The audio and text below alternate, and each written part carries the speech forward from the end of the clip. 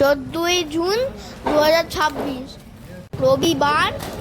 সকাল সকাল আমি আর মাম্পু বেরিয়ে পড়েছি আঁকার পরীক্ষা দিতে। 9টা থেকে পরীক্ষা এইখানে রাজলক্ষ্মী ভবন। ভোলে বাবা কালিমা সবাইকে দেখতে দেখতে আছি নেমে ছুটতে ছুটতে হাঁটছি রাজলক্ষ্মী ভবনের দিকে। এগো কোথাও চলো না।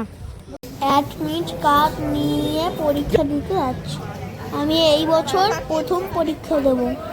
আমি আদ্য পরীক্ষা দেব, অন্যরা মধ্যপূর্ণ পরীক্ষা দেবে।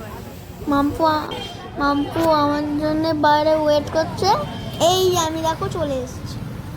তো কিছু প্রাইজ পেয়েছি, টোটোয় খেটে খেটে যাবো।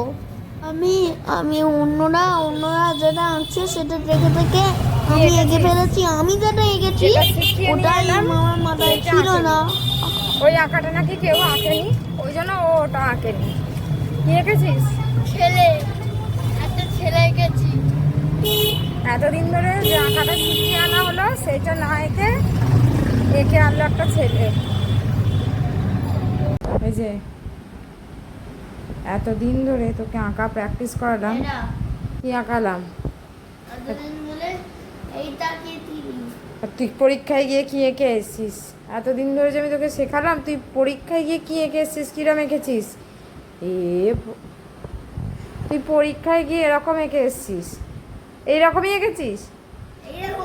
আর তোকে যে ওইটা তুই যে বাড়িতে নিজে নিজে এতদিন ধরে এতগুলো প্র্যাকটিস করলি, এই এত প্র্যাকটিস করলি, নিজে নিজে আঁকলি এতবার, হ্যাঁ এই যে এতবার আঁকলি, কি হলো? ভুলে গেছিস? তাহলে কি হবে এবার? হ্যাঁ তাহলে এবার কি হবে? কি হবে বলে দে।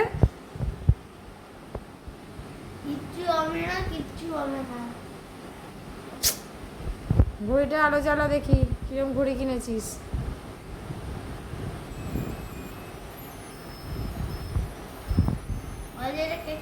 কে দিয়েছে?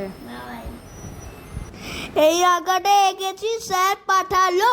আমার নাম লিখে ফেলেছি অরিত্র দাস। আমিও বন্ধুর দেখে দেখে নাম লিখেছি, আমিও বন্ধুর দেখে এঁকেছি। আমার নাম হয়ে গেল অরিত্র দাস।